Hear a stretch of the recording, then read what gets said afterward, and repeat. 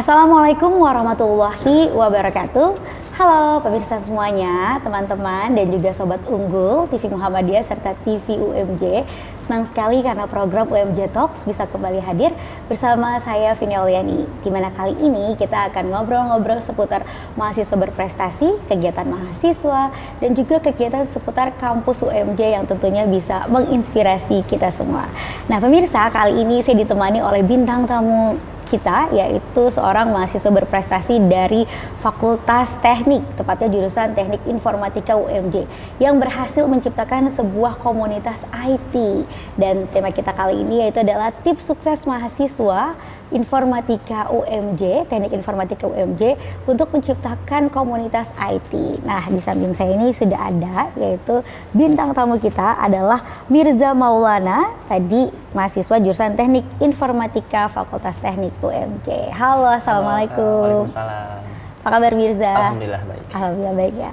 Nah, Mirza, kamu nih sekarang semester 8 ya? Iya. Fakultas Teknik ya. Dan berhasil menciptakan komunitas IT yang namanya itu adalah Core IT gitu kan. Nah, apa sih yang menginspirasi kamu, latar belakang kamu tuh untuk menciptakan sebuah komunitas IT ini, dan kamu namakan Core IT ini, artinya ini juga apa? Apakah ada artinya nih Core IT itu? Oke. Core IT itu artinya mungkin kepanjangannya sih Kak ya, Community of Research and Innovation Technology Universitas Muhammadiyah Jakarta. Sesuai dengan namanya, memang komunitas atau UKM ini khusus ke riset-riset bidang IT untuk mahasiswa gitu. Yang melatar belakangnya saya mendirikan komunitas ini karena pada waktu itu di semester 4 kalau nggak salah, saya pernah mengikuti lomba nasional yang namanya Gemastik atau Pagelaran Nasional Mahasiswa Bidang Teknologi Informasi dan Komunikasi. Namun waktu itu saya merasa minat atau euforia lomba di mahasiswa Fakultas Teknik ini kurang gitu, dan juga saya merasa saya kurang mendapatkan pelatihan teknis ya untuk bidang yang saya ikuti waktu itu, sehingga saat lomba waktu itu saya memang sempat kepikiran tuh Kak untuk coba ya mungkin kita perlu bicara ke prodi untuk adain komunitas baru nih khusus IT supaya kita dapat pelatihan gitu. Nah waktu itu kebetulan saya walaupun saat lomba itu belum sempat lolos final, tapi saya diajak sama prodi untuk menjadi tim support dari tim FTUMJ yang lolos ke Gemastik di final waktu itu di Universitas Brawijaya Malang. Dan di situ saya coba langsung bicarakan kepada sekretaris prodi waktu itu, ada Ibu Yana Adarani. Dan ternyata prodi informatika itu juga punya keinginan atau tujuan yang sama Kak, mau buat komunitas atau UKM baru, tapi waktu itu masih belum begitu, rencananya belum matang gitu. Nah akhirnya saya desak untuk segera kita buat, sehingga waktu itu pas kita pulang dari Malang ke Jakarta itu Core IT sudah terbentuk di sana gitu. Jadi pas banget ya. Betul. Karena ternyata memang Kaprodi kamu juga ingin membentuk komunitas ini nih yang bisa mewadahi gitu. Betul. Tapi ini bedanya dengan Hima apa nih? Apakah sudah ada himpunan mahasiswa juga sebelumnya? Oke, kalau untuk himpunan mahasiswa kita ada ya, namanya HAMIF atau Himpunan Mahasiswa Informatika. Cuman Core IT ini lebih ke unit kegiatan mahasiswa sih Kak, UKM khusus memang di bidang IT. Tapi kita tidak menutup kemungkinan untuk mahasiswa di luar jurusan Teknik Informatika untuk dapat bergabung gitu Kak. Baik, jadi kalau Core IT ini tadi kan untuk community research. Betul. Dan research teknologi and information ya. Iya. Jadi memang dengan riset yang teknologi itu ya. Iya. Nah, apa sih memang yang dibutuhkan kamu lihat kalau untuk seorang mahasiswa teknik informatika itu, apa saja yang dibutuhkan untuk dia bisa sukses di akademiknya dan menciptakan inovasi-inovasi di riset juga di bidang teknologi gitu? Oke. Menurut saya yang pertama pasti kemauan belajar sih, karena mungkin kita udah nggak asing ya dengar kalau teknik itu susah. Cukup Susah. saya juga jujur teknik itu susah gitu. Tapi kalau selama kita punya kemauan sih pasti kita bisa ya. Pertama kita harus siapkan kemauan belajar. Kemudian yang kedua, karena era digitalisasi ini kan makin kenceng ya. Kita tuh mahasiswa teknik informatika nggak boleh ketinggalan justru. Kita harus lebih di depan gitu. Karena kalau kita semakin bersantai-santai gitu dalam belajar, teknologi makin banyak, kita cuma bisa memakai tanpa berpikir untuk bagaimana menciptakan, tentu kita pasti akan ketinggalan gitu. Ketinggalan zaman istilahnya dengan teknologi yang semakin maju. Makanya itu kita harus punya kemauan, kita juga harus mau belajar untuk terus riset gitu. Salah satunya dari riset atau mungkin menciptakan inovasi-inovasi baru gitu sih. Jadi ketika kamu menciptakan itu langsung jadi ketuanya nih? Atau gimana Iya, tuh untuk pergantiannya? Sebenarnya waktu itu sempat ada perumusan gitu, karena waktu itu kita kurang lebih ada 3 orang. Jadi kebetulan saya bukan sendiri yang mengajukan, waktu itu ada teman saya juga, 2 teman saya waktu itu. Akhirnya setelah perundingan di Malang dan juga bersama sekretaris prodi, akhirnya kami memutuskan untuk ya mereka memilih saya untuk menjadi ketua sih waktu itu. Oke. Nah agendanya atau kegiatannya apa aja tuh di Core IT ini? Oke. Kita punya agenda rutin Kak sebenarnya, yaitu pelatihan. Jadi kita tuh memang punya target utama sebelumnya nih. Target utama Core IT itu adalah mengikuti lomba-lomba nasional. Salah satu fokus kita adalah lomba Gemastik atau yang saat ini sudah berubah nama menjadi Gelatik ya. Gelatik. Nah, itu adalah agenda utama kita. Jadi sebelum mencapai ke lomba Gelatik itu, kita akan mengadakan pelatihan dan mentoring. Nah, saat ini Core IT sedang berjalan nih Kak, pelatihan dan mentoringnya setiap minggu.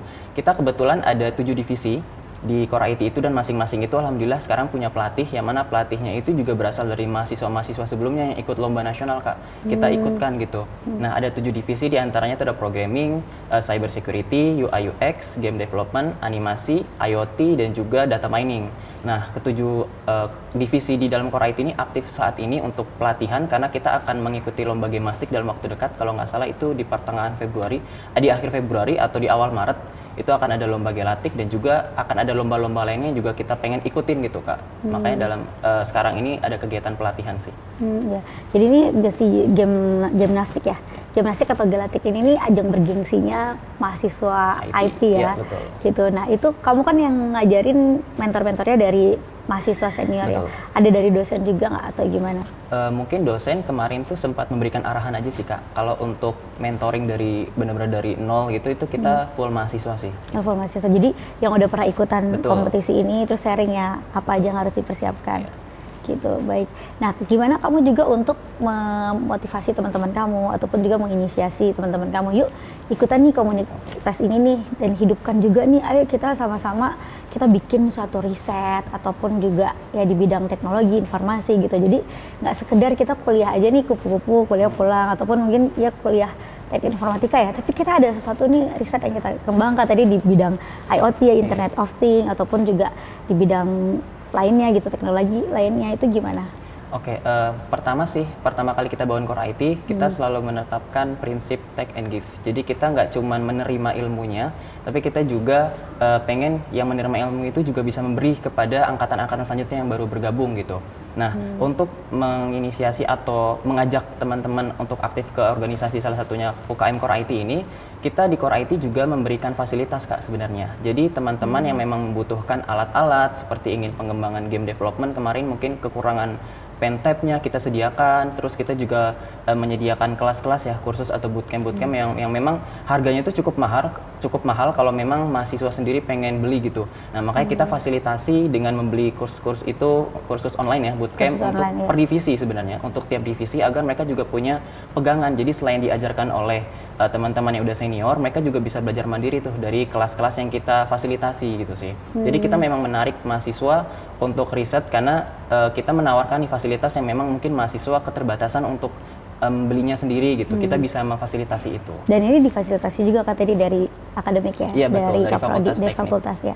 Bagus ya, menarik ya. Jadi tadi ada paket-paket yang kayak seperti kursus-kursus singkat, terus informasi-informasi tentang sistem-sistem IT itu kalau beli sendiri kan mahal. Betul, jadi ini Core IT yang beli memfasilitasi, tapi belajarnya bisa bareng-bareng gitu. Ini manfaat sekali. Baik Mirza, kita akan lanjut bahas-bahas lagi tentang Core IT dan juga pengalaman Mirza ini sebagai mahasiswa teknik informatika, gimana biar bisa sukses juga meraih prestasi. Tapi selain berikut ini. Pemirsa, kembali lagi dalam UMJ Talks, kita akan bahas mengenai tips sukses mahasiswa teknik informatika UMJ bersama dengan Mirza. Nah, Mirza ini selain berhasil membangun dan juga membentuk komunitas IT yang namanya Core IT, Mirza ini juga berhasil meraih prestasi nih pemirsa. Di antaranya adalah pemenang PKM KC tahun 2022 ya. PKM ini apa nih Mirza? Program kreativitas mahasiswa Kak. Program kreativitas mahasiswa. Jadi ini seperti sebuah proyek itu terus mendapatkan pendanaan ya? Iya, betul. Lomba nasional sih lebih tepatnya. Nasional, ya? Yang diikuti oleh seluruh universitas Indonesia. Kemudian nanti akan ada pendanaan tuh Kak bagi yang lolos idenya lolos idenya. Oke, nah jadi selain Mirza ikut tadi pemenang atau penerima pendanaan untuk PKM KC ini, Mirza juga berhasil menjadi Best Presenter dalam Semnastek tahun 2024 atau Seminar Nasional Teknologi nih tahun 2024, di mana Mirza ini jadi yang memberikan presentasi terbaik ya, presenter terbaik gitu. Nah, kita cerita dulu tentang PKM KC-nya itu. Apa ide yang kamu sampaikan, yang kamu bawa sehingga kamu tuh berhasil meraih pendanaan gitu di PKM KC itu? Oke. PKM ini sebenarnya bertim ya Kak. Kita satu tim itu 5 orang, yang mana waktu itu juga kita 4 tim itu satu angkatan, yang satu lagi angkatan bawah, angkatan 2022. Waktu itu kita tercetus bikin secondary brain. Kalau judulnya Secondary brain. Iya, judulnya mungkin otak secondary brain keduanya. sebagai digital memory assistant dengan teknologi text to speech dan speech recognition. Memang ide ini muncul untuk kita berambisi menciptakan otak kedua sebenarnya. Karena Untuk di gadget, komputer, atau untuk apa? di gadget sebenarnya. Gadget. Sebenarnya kita ada perangkatnya juga. Jadi pada dasarnya secondary brain itu semacam alat untuk menyimpan informasi, tapi karena kita tuh pengennya langsung terucap dan langsung ada di telinga. Jadi mungkin kalau agak bingung, mungkin kita bisa gambarkan secondary brain itu sebuah earphone. Yang kita sudah modifikasi di dalamnya dengan AI tentunya, dengan text to speech dan speech recognition yang bisa menyimpan memori manusia, Kak. Jadi misalkan kita pengen menyimpan alamat nih, kita cukup pakai voice atau perintah suara untuk menyimpan catatan kita yang masuk ke aplikasi di handphone. Nah, kalau misalkan kita pengen mendengarkan, kita juga tinggal bicara komennya. Kalau misalkan kita sekarang familiar dengan Google ya, kayak oke Google gitu. Nah, kita juga ciptakan komen kita sendiri untuk menyimpan memori di dalam aplikasi dan juga earphone. Kemudian kita juga ciptakan komen untuk memanggil memori itu. Jadi misalkan apa tuh komennya? Waktu itu Hai Sibat gitu. Hai Sibat, ya. okay. Waktu itu kita atur komen itu supaya kalau misalkan kita pengen misalkan Hai Sibat, alamat Jalan Kiai Haji Ahmad Dahlan nomor 1. Nah, itu langsung otomatis kesimpan di aplikasi melalui earphone. Kemudian kalau misalkan kita pengen manggil memorinya, kita nggak perlu buka catatan handphone lagi, Kak. Kita langsung ngomong, Hai Sebat gitu. Misalkan tampilkan alamat yang saya simpan kemarin. Itu langsung muncul tuh alamatnya kemarin. Oh, jadi kayak gini misalnya, Hai Sibat, alamat kampus UMJ Gedung Rektorat, Jalan Cirende Raya nomor 21 misalnya gitu kan. Itu udah disimpan sama si Sibat. Disimpan. Tapi itu dalam bentuk earphone. Terus nanti misalnya, Hai Sibat, tolong kasih tahu alamat kampus UMJ Gedung Rektorat. Betul. Terus misalnya Hai Mirza, ini alamat kampusnya. Dia dalam bentuk ini ucapan. Iya, dalam jadi makanya text to speech dan speech recognition tadi teknologinya. Jadi mengenali suara gitu, dan juga nanti keluarannya itu dalam suara gitu. Text to speech artinya tulisan yang ada di handphone akan keluar dalam bentuk suara. Speech recognition mereka mengenali komen yang kita panggil dari suara gitu. Kemarin idenya itu seperti itu. Oke, keren ya. Jadi nanti kalaupun kita tulis, mereka juga kan menjawabnya dengan suara. Iya. Suara itu bagus banget, itu membantu sekali orang untuk misalnya teman-teman dari disabilitas yang tunanetra, dia bisa dengar kan. Betul. Jadinya memori-memori itu gitu. Itu berapa lama kamu bikin itu? Waktu itu PKM itu jangka waktunya itu satu tahun ya, Kak, sebenarnya. Jadi sebenarnya prosesnya panjang, tapi dalam development itu sekitar 1 sampai 2 bulan kemarin setelah mendapat pendanaan gitu sih. Oh, jadi kamu berhasil tapi dengan ide itu untuk mendapatkan pendanaan itu. Gitu. Masih berlanjut atau udah selesai nih? Sudah selesai sih, Kak. Udah Jadi selesai. saat lomba ke finalis ada PIMNAS namanya, itu PIMNAS itu adalah lomba akhirnya untuk penentuan kemenangannya. Waktu itu kami belum berkesempatan melaju ke situ, tapi alhamdulillah dari tim Fakultas Teknik itu kemarin yang mendapat pendanaan itu cuma 2 tim. Salah satunya timnya kami gitu. Tapi alhamdulillah ya, kamu jadi berkesempatan kan untuk terlibat dalam project ini. Betul. Terus tadi walaupun mungkin ada yang masih kurang-kurang, nanti bisa nextnya kan ditambah lagi ya untuk inovasinya ini seperti apa gitu.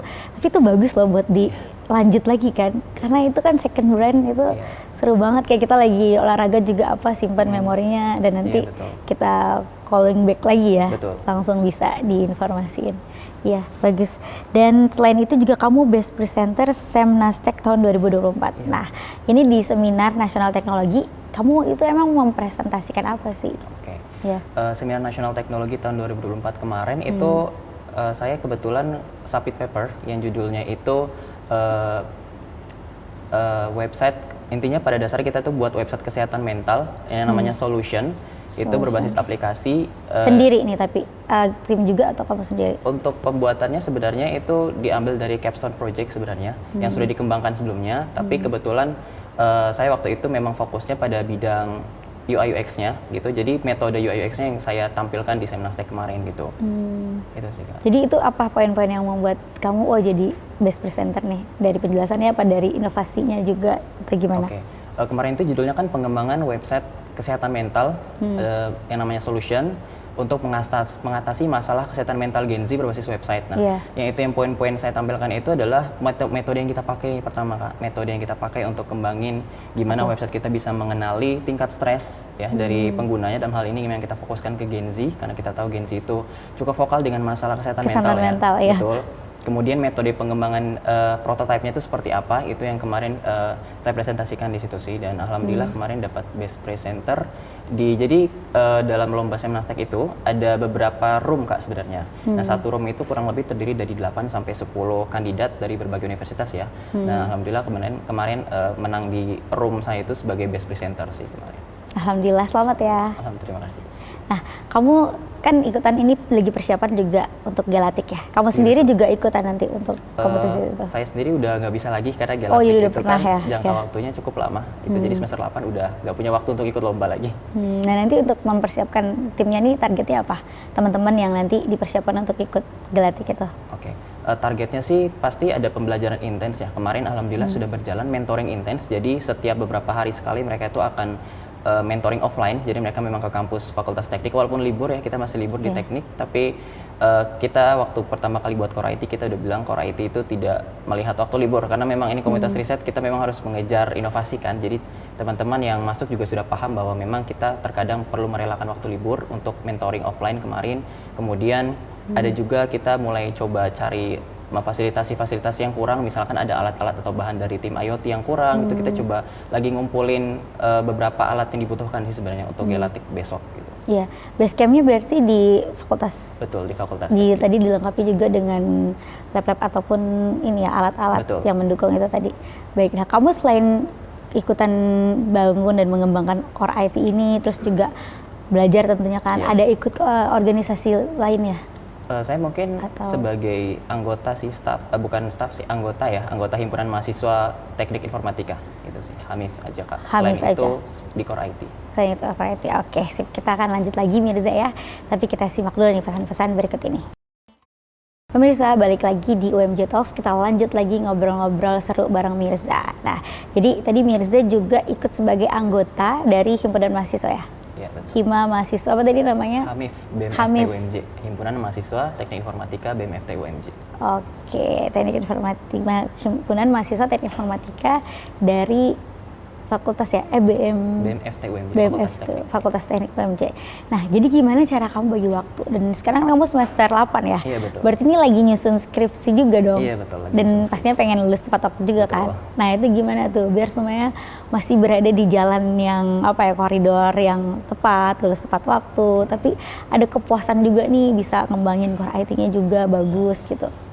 Alhamdulillahnya sih saat ini saya udah bukan menjabat sebagai ketua lagi sebenarnya, karena kemarin di bulan Desember itu baru pergantian ketua. Jadi periode satunya memang saya, tapi sekarang udah masuk ke periode kedua karena udah 1 tahun ya Core IT berdiri, digantikan oleh ketua baru. Tapi saya memang tetap diminta untuk membantu sih apabila memang mungkin masih ada kebingungan atau masih ada kekurangan di kepemimpinan yang baru, itu saya bisa bantu melengkapi. Dan juga sekalian tadi sambilan skripsi ya, untuk bagi waktunya sih sebenarnya cukup mudah karena memang sudah bisa dibilang terlepas dari organisasi atau himpunan ya, karena memang sudah di tingkat akhir, jadi memang lebih banyak waktu ke ngerjain skripsi studi sih. Ya, lebih banyak waktu untuk studi, mengerjakan skripsi, waktu lebih banyak, mungkin sekitar 70% bisa saya alokasikan ke skripsi dan 30% itu bisa saya alokasikan untuk bantu organisasi atau UKM seperti Core IT yang masih membutuhkan bantuan gitu sih Kak. Baik, jadi memang kita harus tahu skala prioritasnya ya. Karena alhamdulillah sekarang Mirza ini Core IT-nya sudah berjalan dan ada kepengurusannya juga sudah berjalan pergantian kepemimpinan ya. Jadi Mirza nggak terlalu fokus lagi nih untuk benar-benar pengurus secara jabatan ketua gitu ya. Sudah ada yang melanjutkan gitu. Dan di himpunan mahasiswanya juga sudah kan, sudah tidak terlalu concern lagi ke situ. Sekarang benar-benar fokusnya nih untuk skripsi gitu kan. Memang harus fokus ya kita ya untuk bisa meraih apa yang kita targetkan itu. Nah, tapi kalau Mirza sendiri nanti misalnya alhamdulillah nanti ya lulus tepat waktu, langkah selanjutnya apa? Mau bekerja di ranah apa begitu? Apakah melanjutkan studi lagi gitu? Atau menurut Mirza ini deh prospeknya lulusan IT itu seperti apa sih? Ya. Mungkin sehabis lulus ya, niatan tuh memang pasti ingin bekerja di bidang IT dulu. Kebetulan saya juga tertarik pada bidang data, khususnya data analis atau data science gitu. Dan mungkin untuk melanjutkan studi ada kepikiran ke sana sih Kak, tapi mungkin untuk baru lulus ini coba untuk bekerja dulu. Nah, untuk prospek dunia IT teknik informatika ya mungkin itu sebenarnya luas banget, apalagi kalau kita dengar sekarang kan AI itu udah makin banyak, tentu makin banyak pembuka lapangan ChatGPT, pekerjaan baru. iya. Betul, ada ChatGPT, ada DeepSeek, ada dari Google sendiri gitu. Mungkin memang kita sering dengar ya, AI itu bakal menggantikan pekerjaan gitu. Tapi sebenarnya selain di sisi lain, dia juga bisa membuat pekerjaan baru gitu. Misalkan kayak yang baru-baru muncul ini kayak ada machine learning engineer gitu, ada AI engineer, itu kan baru muncul ya, mungkin beberapa tahun kebelakangan gitu, karena perkembangan AI. Jadi sebenarnya prospek IT itu luas. Selain memang kita bisa berkecimpung di bidang IT ya, tadi ada di AI, di software mungkin, di data, kita juga sebenarnya bisa ke urusan lain sih, mungkin yang tidak 100% ngoding gitu. Mungkin bisa ke UI UX design gitu, project management di bidang IT itu bisa. Jadi sebenarnya teknik informatika atau IT itu fleksibel, tergantung kita sukanya itu di mana, karena prospek kerja itu bakal luas. Apalagi tadi ada perkembangan AI, tentu pekerjaan makin banyak yang baru lagi. Mungkin di masa depan kita belum bisa nebak nih, pekerjaan apa yang akan muncul lagi setelah AI ini, kan banyak ya. Gitu. Jadi pekerjaannya tuh memang banyak banget sebenarnya. Banyak ya, jadi apalagi karena sekarang nih semua sudah serba digital, tadi masuknya AI, ChatGPT, Meta juga ada, jadi kayak ini benar-benar peluang yang sangat besar sekali. Tapi kan ini dibalik sesuatu berkah ya dengan perkembangan teknologi, ini kadang-kadang ada tantangan juga kan, di mana tantangan ini nih harus kita siasati juga. Nah kalau misalnya Mirza melihat kayak tantangan untuk perkembangan teknologi ini gimana? Seperti misalnya ada deepfake kan, agar kita nih nggak tertipu dengan teknologi AI ataupun kita menjadi korban dari perkembangan teknologi itu sendiri gitu. Oke. Sebenarnya kita perlu, sebenarnya setiap negara itu ada regulasi ya sekarang. Kalau kurang lebih mungkin Indonesia juga ada regulasi mengenai penggunaan artificial intelligence. Kalau di luar negeri itu ada. Jadi memang ada sektor-sektor yang dibatasi gitu untuk akses AI ke sana gitu. Jadi mungkin untuk mencegah kita terjerat atau terlibat dalam seperti tadi deepfake dan lain sebagainya, itu mungkin bisa dengan lebih hati-hati sih sebenarnya. Kita perlu mengedukasi sebenarnya Kak. Solusi cuma satu, kita edukasi gitu. Edukasi ke masyarakat luas, masyarakat awam gitu, supaya jangan mudah tertipu, karena memang AI itu bisa dibilang luar biasa banget. Dia bisa menirukan muka, mimik wajah, mimik suara gitu. Nah itu perlu diwaspadai. Jadi sebenarnya untuk saat ini ya, untuk AI itu masih bisa dikenali sih Kak, kalau misalkan ada penggunaan AI untuk tipu menipu gitu, karena mungkin belum sempurna ya. Jadi kalau kita yang mungkin udah terbiasa di bidang IT itu mungkin bisa melihat nih, oh ternyata ini kayaknya tipuan nih atau AI deepfake gitu, karena memang masih ada kekurangan yang sebenarnya bisa kita nilai. Tapi mungkin orang-orang awam di luar sana, para senior-senior kita yang mungkin belum begitu familiar dengan AI, ya itu bisa tertipu. Nah makanya itu tugasnya kita untuk mengedukasi sih orang tua, sanak saudara, teman-teman yang mungkin memang belum mengerti atau belum familiar dengan AI itu, supaya kita nggak gampang kena tipu gitu sih. Baik, jadi memang harus edukasi ya. Betul. Tentang AI itu sendiri. Nah kalau kamu sendiri, ada nggak mimpi kamu misalnya di masa yang akan datang ya, terkait untuk di bidang teknologi informatika ini? Apakah kamu ingin menciptakan sesuatu atau menjadi inisiator apa begitu? Oke, sebenarnya mungkin ini bisa dibilang agak terlalu tinggi mimpinya, tapi nggak apa-apa. Saya percaya mimpi itu memang harus tinggi gitu. Saya kepengen berkecimpung di bidang teknologi tentunya, dengan saya pengen tuh Indonesia punya perusahaan semikonduktor sendiri. Jadi kalau semikonduktor itu bisa kita lihat saat ini perusahaan semikonduktor itu yang terbesar itu ada di China, itu TSMC, dan juga di Korea itu Samsung yang buat. Kalau kita kalau belum tahu mungkin semikonduktor itu seperti simpelnya perusahaan yang memang menciptakan prosesor gitulah, microcontrol prosesor yang memang kita pakai gitu untuk pembuatan handphone, komputer dan lain sebagainya. Nah, saya tuh pengen punya perusahaan atau teknologi nanti bisa dikembangkan untuk menciptakan perusahaan semikonduktor sendiri. Jadi Indonesia itu juga bisa menghasilkan semikonduktor sendiri. Jadi produk-produk dalam negeri kita itu tidak ketergantungan terhadap semikonduktor atau perusahaan-perusahaan di luar Indonesia gitu. Kita punya karya bangsa sendiri. Paling mungkin tujuan impian yang paling besar sih itu sementara gitu. Baik, kamu ini kan Mirza sangat bersemangat sekali ya untuk bisa meraih prestasi, terus tadi juga semangat untuk bisa menciptakan penemuan-penemuan baru. Tadi semikonduktor itu kan, semikonduktor itu mudah-mudahan nanti bisa ya ada jalannya gitu. Nah, apa sih yang membuat Mirza ataupun juga prinsip Mirza yang Mirza pegang teguh gitu kan, sehingga Mirza nih ketika Mirza lagi down, tapi ketika Mirza inget itu kata-kata yang Mirza pegang itu, Mirza jadi kayak semangat kembali gitu. Apakah dari keluarga atau apa? Sebenarnya ada satu kalimat atau satu kata-kata yang saya ingat banget, kurang lebih begini, Allah itu nggak mungkin membiarkan kita kalau kita udah sampai di titik ini gitu. Artinya kalau kita udah sampai di titik ini, nggak mungkin kita tidak menjadi apa-apa gitu loh. Apalagi kita udah lewati banyak rintangan, banyak hal gitu. Pasti kita akan ada jalannya. Makanya biasa kalau saya down atau saya mulai males gitu ya, saya keinget lagi tuh, oh saya udah sampai di titik ini, nggak mungkin saya akan berakhir sia-sia gitu. Jadi saya harus terus kejar mimpi atau keinginan yang ingin saya capai, paling itu. Gitu ya, jadi itu kalimat motivasi yang Betul. kamu pegang teguh.